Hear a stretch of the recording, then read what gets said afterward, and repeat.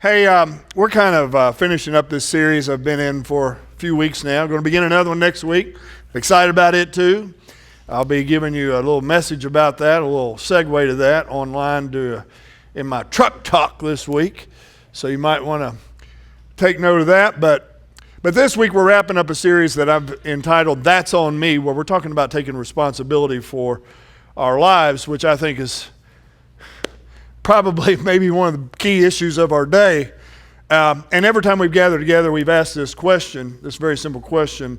And I'd like for you to repeat it after me. Humor me one more time, if you will. Repeat it with me. Am I taking responsibility for my life? We're asking that question for a number of reasons, but primarily because your irresponsibility and my irresponsibility will always impact other people. Whether that's your family or at work or at church, somebody has to come along and pick up the tab and clean up the mess. And that's a huge dilemma, especially in Christ's church today. Now, today as I'm wrapping this up, I want to challenge you in a little bit different angle. I want to take you back to your childhood for a moment, because there's something that's in every single child, because it's part of our sin nature. You did this as a child. You've experienced this and heard this as a parent. I've heard my kids and grandkids say this, but it's that moment when we're young and we look at our parents because of something that's taken place in our lives, and we look at them and we go, "That's not fair," right? To which, as a parent or a grandparent, we always look back at our kids with the only line, the line that's absolutely true: life's not fair, right? And we know that, and we say that. It's strange but true. And the truth is, even though we know that life isn't fair, there's something inside of us that so desperately wants life to be fair that we pursue it all the time. It's the debate of our nation right now. The fairness of life. I don't know about you, but it's true for me. I tend to only be concerned about fairness when my piece of the cake is the smallest piece that's been given out. I don't like that. For me, that's not fair. When I get the big piece or the biggest piece, I don't care about fairness. I only care about fairness when mine is the smallest. Let me explain it this way. Let's say that you're at work and there's a spot that's opening up for an advancement wherever it is that you're employed. Several people apply for this position. It's better pay, it's better hours, a little more responsibility, but the long term is much better. And so I'll tell you what you do whenever you find yourself in that position. You pray. If you're a Christian, you pray and say, "God, I'd really like to have this position. I'd really like to have this job." And let's say that you do that, okay? You pray over this position, and let's say you get it. You get hired, and immediately you thank God. You say, "Oh, God heard my prayer. This is great. It's awesome." I want to tell you what you don't do in that situation. You don't gather your family in at the table that evening after you got hired and say, "You know what, everybody, I just want to tell you that I got this new position, but it's not fair. 5 other people applied for this position. 2 of them are certainly better at it. 2 of them have worked in this position or for this company much longer than I have, but I got it." Nobody does that. Nobody looks at their family and says, "Something good happened, and it's not fair." And the reason for that is you and I are only concerned about fairness when we're on the short end of the stick, right? When things aren't going our way. When they're going my way, I don't think about fair. I don't even care about fair. And what we're really saying here is that our concern is that life is not balanced, or it's not even, as we see even. And we all think that life should be even though we know it's impossible and it can't really technically happen. Now, here's why that's important. The fairness of life, or the unfairness of life, is usually used quite often by all of us as an excuse for our irresponsibility. Now, I really want you to think about this. We think, after all, for example, I got the short end of the stick. I didn't get a fair shake. I got overlooked. I got left out. Therefore, what do you expect? I mean, do you actually expect me to be responsible?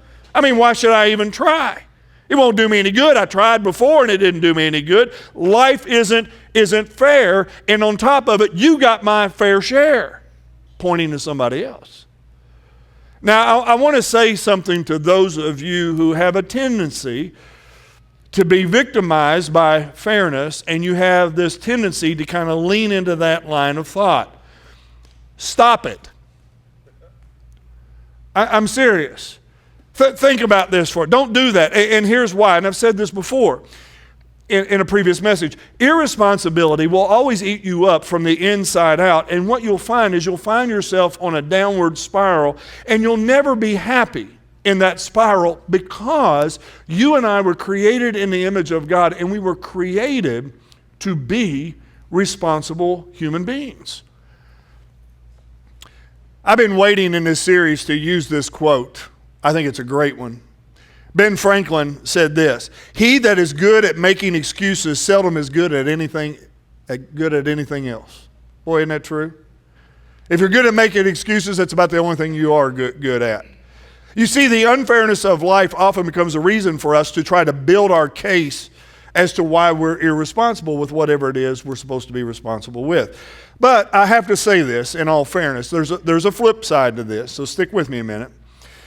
People who have extra money and extra time and extra opportunities, like they have a lot of that, they can also be irresponsible people as well, because here's what happens a lot of times. The more money you have, the more money you have the tendency to waste. The more time that you have, the more time you have a tendency to waste. The more opportunities that you have, sometimes you waste them. And you waste them because you don't have the need for them, because you have a lot. See, life is unfair, and if I'm on the winning side of that, if I'm not careful, if I'm on the winning side, I can use the extra things that God brings into my life as an excuse to be irresponsible, as if I didn't have enough. So it works both ways. So this is a big question for everybody. Am I taking responsibility for my life? Now, the issue isn't how do we make life fair. This is driving me crazy, and I hope it's driving you a little crazy in our nation today. Everybody is pleading and screaming for fairness, even though we know it's an impossibility. Politically, nationally, everybody wants fairness. But it's the wrong question. We're focused on the wrong thing. The question, particularly for us as followers of Jesus Christ, is this: what am I going to do with what He has put in my hands? What am I going to do with the hand I've been dealt? That's always the real issue for every single one of us, because the more you focus on life being unfair, the more you're going to be tempted to excuse your irresponsibility because of what either someone else has or they don't have compared to you. Now, this isn't going to be a new revelation, but this isn't a new teaching. Jesus taught this over and over 2,000 years ago. I didn't come up with it. I don't come up with anything new. But this is a great teaching, and Jesus taught this a lot, and He did it many times through parable form. And you know what a parable is. It's just a story He told to make a point. It's not a literal story. It's a made-up story. And in Matthew 25, He tells a series of parables to His listeners because He's trying to get them and us to understand what the kingdom of heaven or the kingdom of God is really like. And they were having a hard time with that concept. I think we have a hard time with it too sometimes. And so He told these stories to try to get people to wrap their head around it. Well, in the middle of these parables, what Jesus does is He addresses this idea of unfairness, which is really a big deal for us. The unfairness of life. Now, if you grew up in the church, the parable I'm about to share with you, you learned as it to be known as the parable of the talents. Okay? The parable of the talents. The problem with that is that word talent. That word talent was actually, when we think of it and envision it in our mind, we link it to ability. Ability. There's talents and abilities, right? In this context, a talent was actually a measure or a sum of money. Okay, so you need to keep that in mind. And so what Jesus is doing, he's taking something, which is actually kind of a cool play on words because it applies to both, but he takes something they can put their hands on, money, and something that they will understand, and he teaches a lesson about how God views the unfairness of life. So he dives right in, Matthew 25:14. He said, again, the kingdom of heaven, it'll be like this. It'll be like a man who's going on a journey. This man's going on a trip.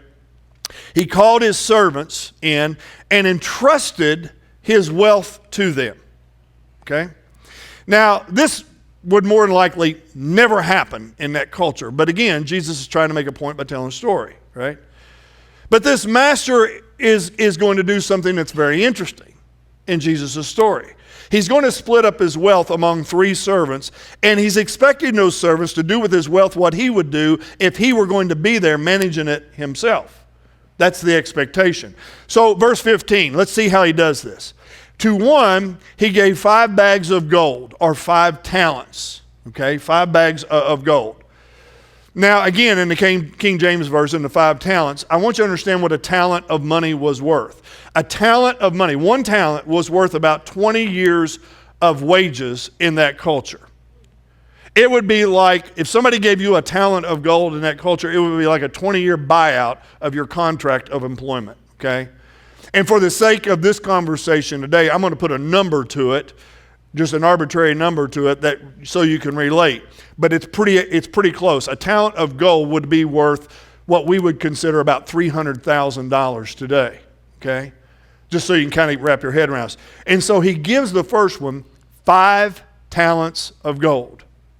Right?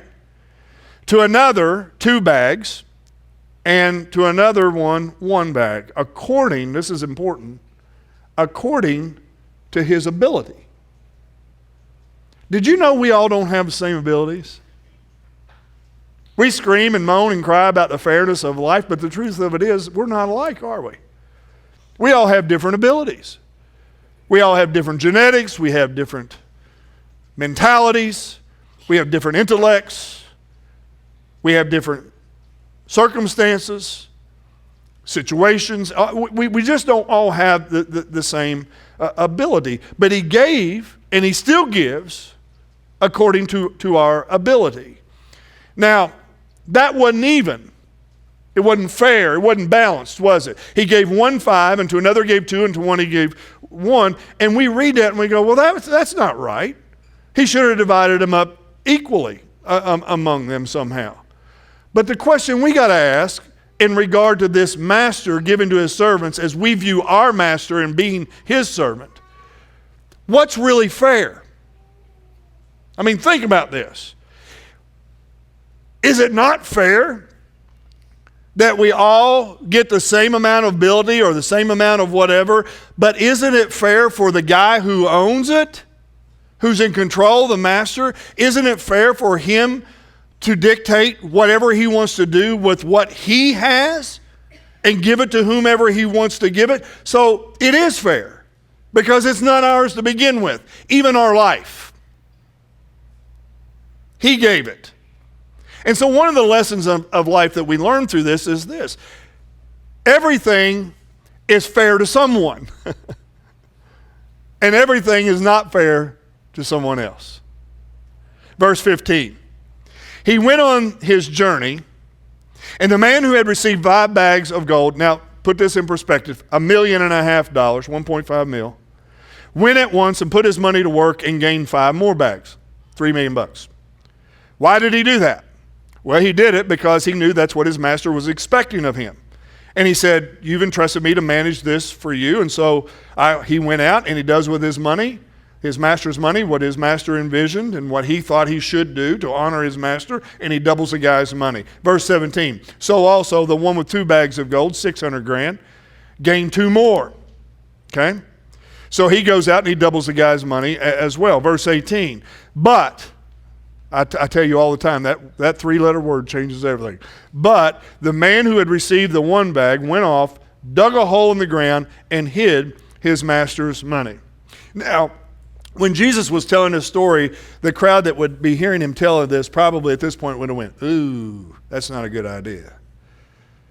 Because, I mean, who would do that? Who takes, $300,000 worth of gold, goes, digs a hole, and buries it in the ground? I mean, there's got to be some better options than that. I mean, there's got to be some better way of trying. If you're not going to do anything with money, there's got to be a better way of preserving it than that. I mean, who would do that? To which Jesus is trying to make a point. That's why he's telling his story the way he's telling it. Verse 19, here it is. After a long time, the master of those servants returned. I want to pause there and just remind you, Jesus is coming back. Did you know that? He's going to return. And we think it's a long time. He's coming. All right? The master returned, and guess what he did? The same thing our master is going to do. He settled accounts with them. That word settle accounts, that's an interesting term if you get into the study of it. He didn't expect him to bring the gold back and say, hey, we guarded your gold. That's not what he said. The idea is settling accounts is that there was activity, accounting. This means that he wanted to see if they did what he had expected them to do with his gold, what kind of return they got for his money. Verse 20, the man who had received 5 bags of gold brought the other 5. Master, he said, you entrusted me with 5 bags of gold. See, I've gained 5 more.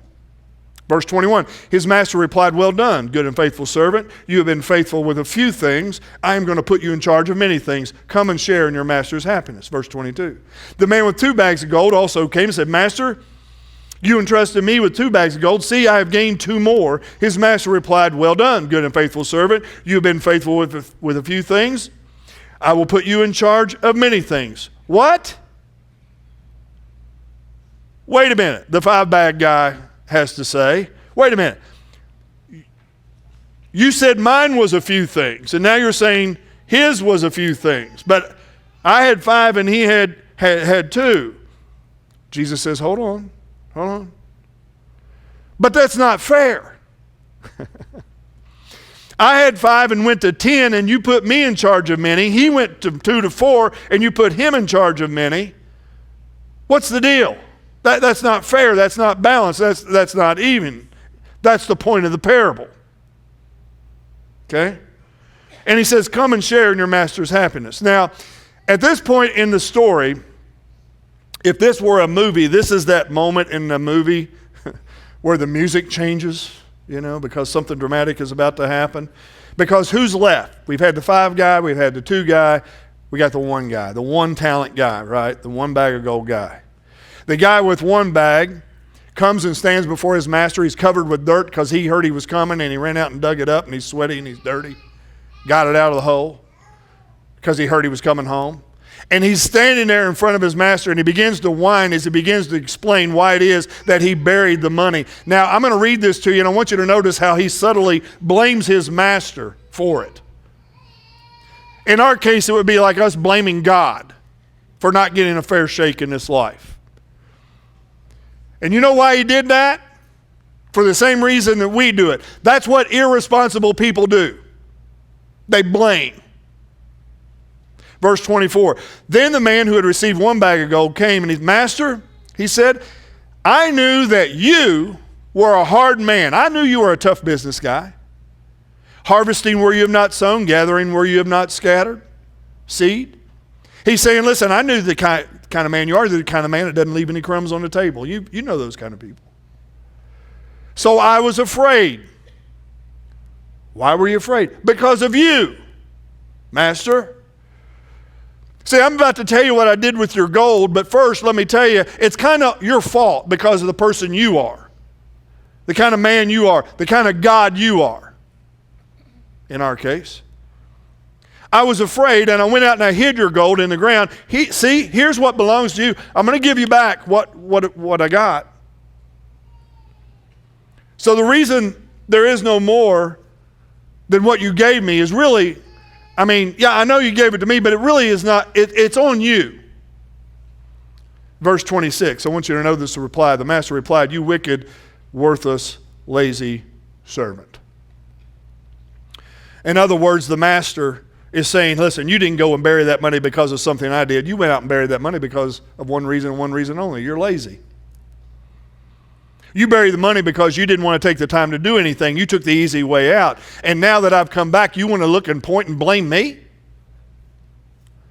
When I'm the one who entrusted it to you to begin with?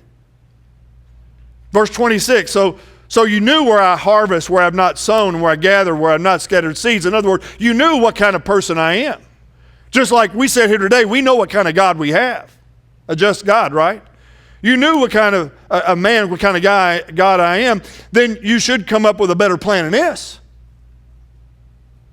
Verse 27, he goes on, here's what you at least should have done. You should have put my money on deposit with the bankers so that when I would return, I would at least have received it back with interest. But oh no, you were too lazy to even try to do that. And then you want to turn around and blame me?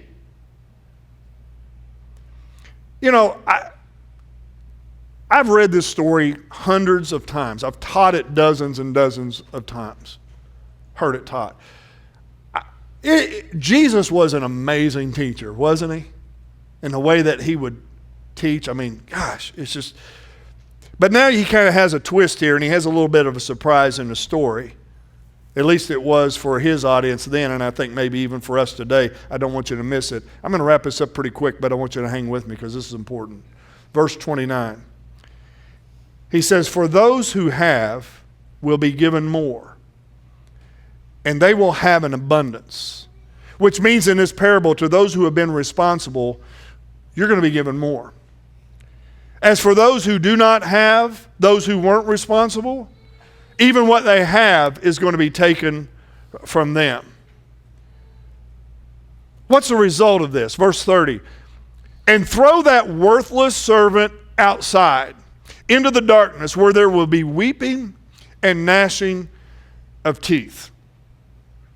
Now, for many years, I've heard a lot of ministers stand up and preachers stand up and use this as an expression of what happens when you don't handle what it is that God has entrusted you with and you're cast into hell. And that is language in the New Testament that's used to describe hell or separation from God. But in this context, it's talking about this life.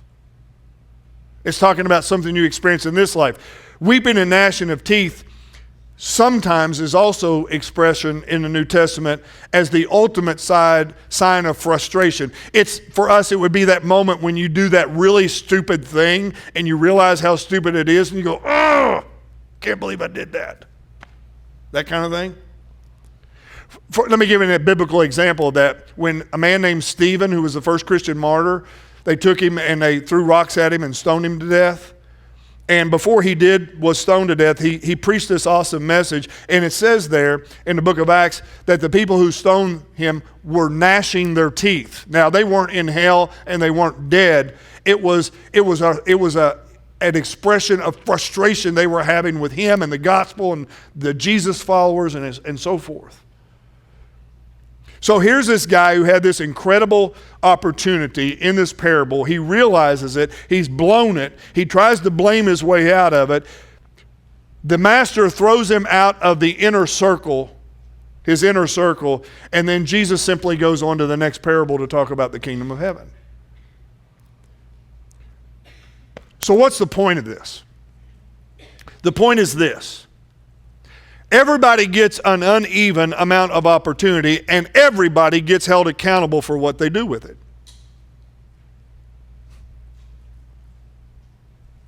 Well, that's not fair. Life's not fair. Everyone has responsibility to somehow, someday give an account for what they did with their particular uneven amount of opportunity. And our responsibility is to figure out how to use it for opportunities to be maximized for something greater than us because He's the one that gave it to us. It's not ours to begin with. See, here's the deal. Everybody in here today, everybody in this room right now, today falls into one of these categories. You either a 5 or a 2 or a 1 person of opportunity. Did you know that? That's the masterful part of this teaching. Every one of us fall into one of these categories. And we all know those 5 talent, those 5 bag of gold people, right? They're the people that are smart, they're good looking, everything seems to work out for them, come natural to them. And sometimes these 5 talent people, if they aren't careful, they can have a tendency to take it for granted because it's easy for them, and they can be irresponsible with what they have too if they're not careful. Then they're on the opposite end of the spectrum. You have the 5, you have the 1 talent people, right? And we all know, maybe we are one talent people. Maybe we had uncaring parents, grew up in poverty, limited education. Maybe you don't have good communication skills. Life has been kind of tough for you. Or maybe the 1 bag person is kind of that person who went through a tragedy of some sort, and they look at their life and compared to other people, they think, honestly, I'm never going to have a real shot at anything. And they say, so, compared to them, compared to her, compared to him, why try? It's not going to work. Can't do it anyway. So you have the 5 and you have the 1. And then there are most of us, where we all land somewhere in the middle. And the question for you and the question for me is, what are we going to do?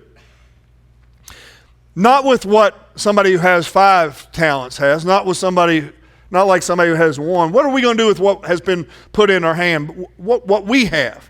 Because the tendency is that we have, the great temptation of Satan is to look at everybody else and to look at what they have or what they don't have. And then we think about that, and we think about what they've got going for them, and then we begin to make excuses for what we will or what we won't do with what we've been given and haven't put in our hand. And so the whole point of the parable is this, that you and I are to look at our bag of opportunities and make a decision. We've got to decide how to use whatever it is God has put in our hand to the absolute fullest. And we have to refuse. We've got to refuse to take it for granted, especially for those who it comes easy to, because if you do, you'll waste it, or you'll excuse yourself because you don't have what somebody else has. We've got to refuse to do that. So, if you're a 5 talent person today and you're here, and you know who you are, 5 bag person, what are you going to do with what God has given you the opportunity and the opportunities that He's going to put before you? Because here's the deal, you're going to be accountable to Him. And I got to admit, while there's probably fewer 5 bag people than there are some other group of people, we're all a little jealous of the 5 bag people, aren't we? Just a little bit. I mean, we think, isn't it true that, we look at these people and we think, wow, man, I just wish I kind of had, maybe what they have. But it's also true that if you've watched think about your favorite movies, okay? Think about even your favorite songs, think about your favorite stories, favorite books, whatever it is. Do you know who our favorites are always about? They're not about the 5 talent people. They're always about the 1 talent person who maximizes their opportunity and potential and crawls their way up and out and accomplishes something great. I mean, that's the most beloved story of our culture. Hollywood's made a fortune over telling and retelling that story in every way possibly that you can imagine. But we love that. When somebody quits making excuses for where they've been or how they've been raised, and they use what they do for good. But the truth is that most of us in this room probably fall more in the 2 bag category, the 2 talent category. And we look at the 1 bag people who have succeeded, and we're impressed by their testimony or their story.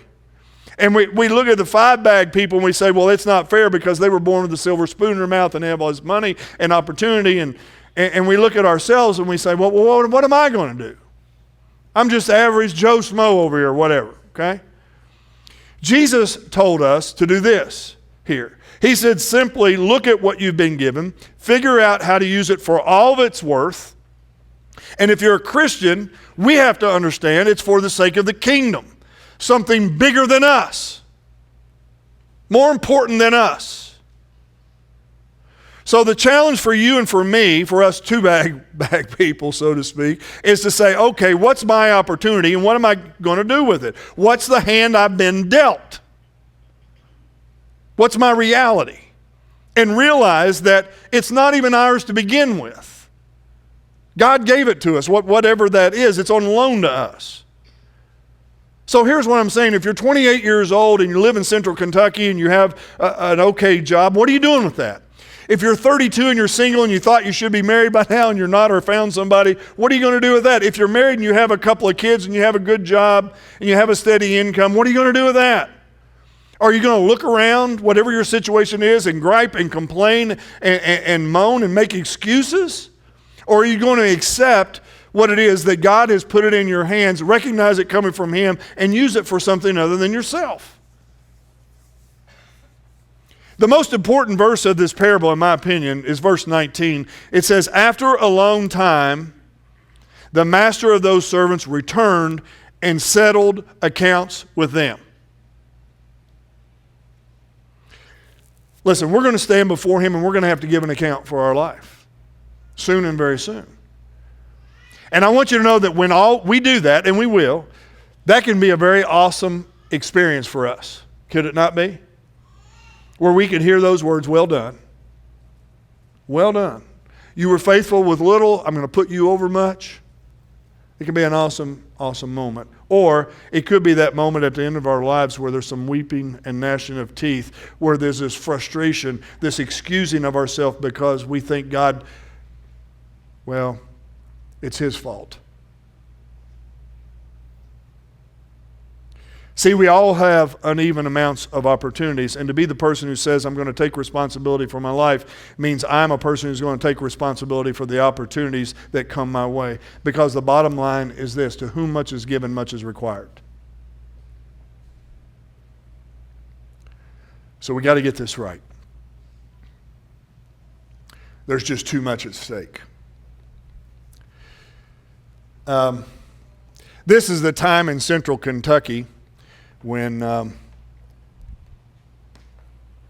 VBSs cover the state. I think, I'm not sure there's a lot of VBS. I love VBS. We just had a great VBS here. Vacation Bible School. It was fantastic for a number of reasons, but I love coming to VBS. I like looking at kids that, especially little kids, I like watching them, especially when somebody else is taking care of them. They're fun. Never know what's going to come out of their mouth. But I really thought about that as I was here kind of looking at our Vacation Bible School, and I was watching some of these little kids.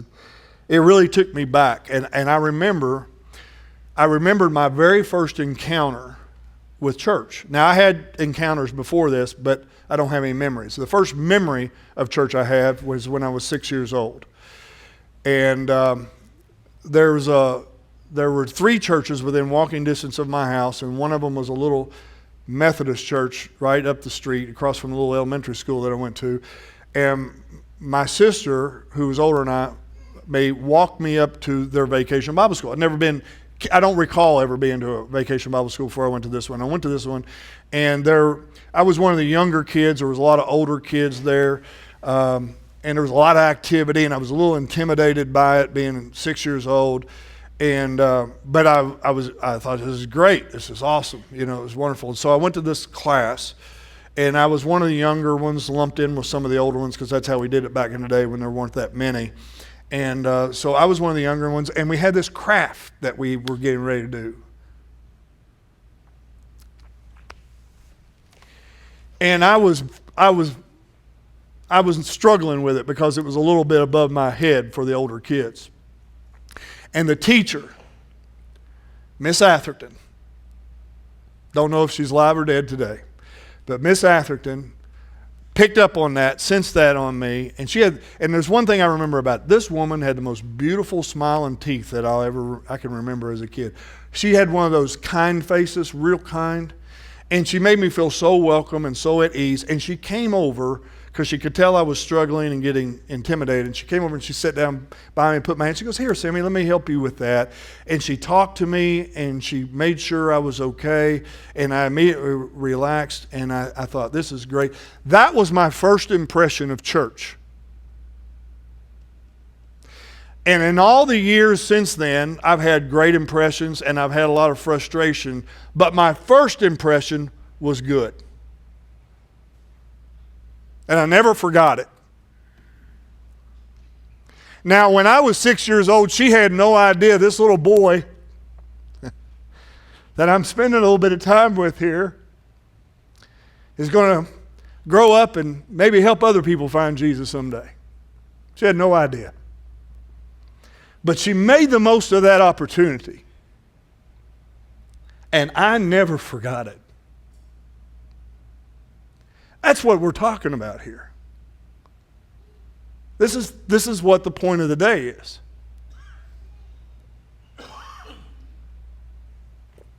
So what is yours? What's your opportunity? Father, we thank you for this day. The privilege of being gathered in your name, partaking in your body and blood, for a chance to examine, as John has already alluded to, and take personal responsibility. Not only for our lives, but for the opportunities and the lives that we come in contact with every day. We never know the great impact that we're having. We never know the thousands and thousands of lives that could be touched because we made an effort to spend a little time with a 6-year-old.